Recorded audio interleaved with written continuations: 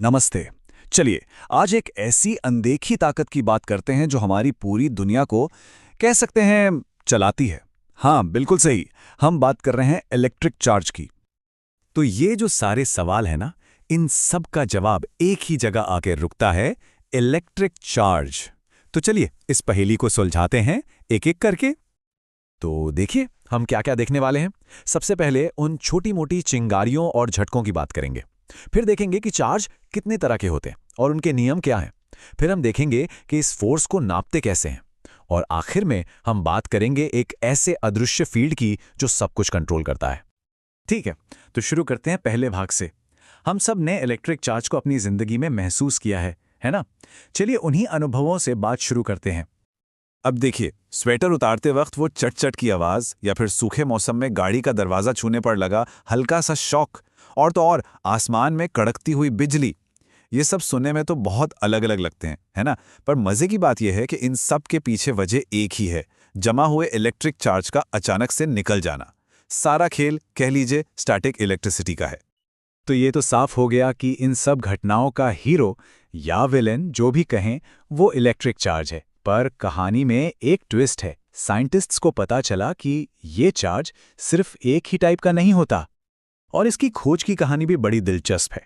ये बात है बहुत बहुत पुरानी, करीब 600 बीसी की। जो प्राचीन ग्रीक लोग थे उन्होंने देखा कि एम्बर मतलब एक तरह का पत्थर, उसे जब ऊन से रगड़ते हैं तो वो हल्की फुल्की चीजों को अपनी तरफ खींचने लगता है। और एम्बर को ग्रीक में कहते थे इलेक्ट्रॉन। बस यहीं से इलेक्ट्रिसिटी शब्द की शुरुआत हुई। और कमाल की बात यह है कि चार्ज का जो बिहेवियर है ना, वो बहुत ही सिंपल रूल्स फॉलो करता है। अगर चार्ज एक जैसे हैं तो वो एक दूसरे से दूर भागेंगे, रिपेल करेंगे। और अगर चार्ज अलग अलग हैं तो वो एक दूसरे की तरफ खिंचेंगे, अट्रैक्ट करेंगे। बस इतना सही है इसका सबसे बेसिक नियम।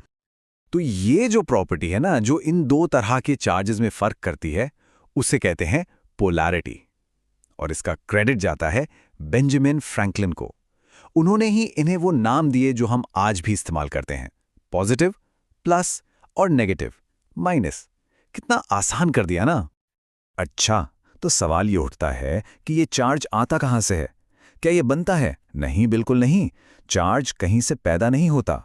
होता ये है कि जब हम दो चीज़ों को आपस में रगड़ते हैं तो बहुत ही छोटे पार्टिकल्स होते हैं जिन्हें हम इलेक्ट्रॉन्स कहते हैं। वो एक चीज़ से निकलकर दूसरी पर चले जाते हैं। बस इसी लेन देन से, इसी ट्रांसफर से चीज़ें चार्ज हो जाती हैं। चलिए, अब जब हमें ये पता चल गया है कि चार्ज क्या है और कितने तरह का होता है, तो अब इसके 3 ऐसे पक्के नियमों की बात करते हैं जो कभी नहीं बदलते। ये 3 नियम जो हैं, ये इलेक्ट्रोस्टैटिक्स की बुनियाद हैं। पहला नियम है एडिटिविटी, मतलब आप चार्जेस को बस सिंपल मैथ्स की तरह जोड़ सकते हैं। दूसरा है कंजर्वेशन, यानी चार्ज को ना तो बनाया जा सकता है, ना ही खत्म किया जा सकता है। वो बस एक जगह से दूसरी जगह जाता है। और तीसरा, और ये बहुत ज़रूरी है, वो है क्वांटाइजेशन। इसका मतलब है कि चार्ज हमेशा छोटे छोटे पैकेट्स में मिलता है। अब ये क्वांटाइजेशन वाला आइडिया थोड़ा समझते हैं। इसका सीधा सा मतलब ये है कि चार्ज आपको टुकड़ों में नहीं मिलेगा। आपको कभी आधा इलेक्ट्रॉन का चार्ज नहीं मिल सकता। चार्ज हमेशा एक बेसिक यूनिट, जिसे ई कहते हैं, उसके पूरे नंबर में ही मिलेगा। जैसे 1 ई, 2 ई, 100 ई, लेकिन कभी भी 1.5 ई या 2.5 ई नहीं।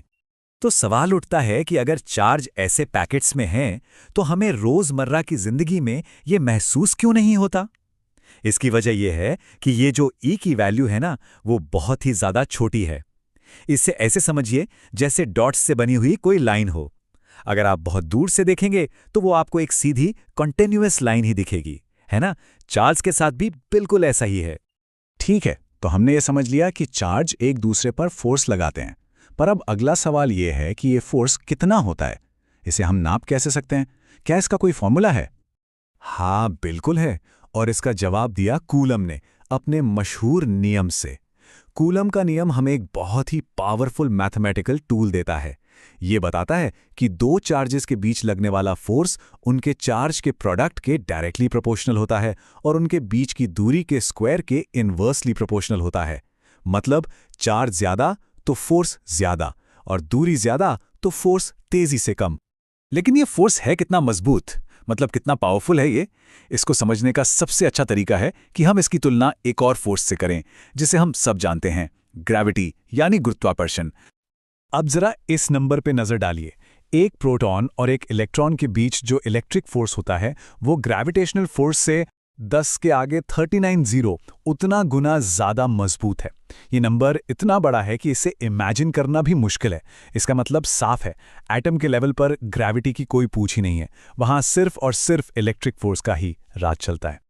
पर यहाँ एक और बहुत गहरा सवाल उठता है। ये चार्ज एक दूसरे को बिना छुए दूर से ही कैसे खींच या धकेल लेते हैं? मतलब उनके बीच ऐसा क्या है?